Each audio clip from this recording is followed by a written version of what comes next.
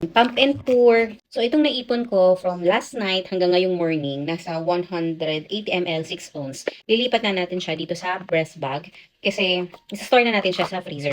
So, itong breast bag na to, ito yung matagal ko nang ginagamit and never na ako nagpalit kasi gusto ko yung quality niya. Makapal siya and readable. Tapos ito pwede mong sulatan. Very clear sa sulatan, writable siya. And ang nagustuhan ko kasi dito, double yung lock niya. So, parang dalawa yung zip lock niya. Isa dun sa pinakababa, na maliit lang, tapos isa sa pinakataas. So, dalawa yung ziplock niya. And, tingnan nyo, meron siyang heat indicator or temperature indicator na kapag nag-iba yung kulay nito, depende sa temperature niya sa loob. Ganda kasi itong sa Clean Font kasi clear siya. Once na may milk na yan, very clear yung measurement niya. Ta-transfer na natin yung na-pump natin kagabi and umaga. Pinagsama ko na siya. Ayan.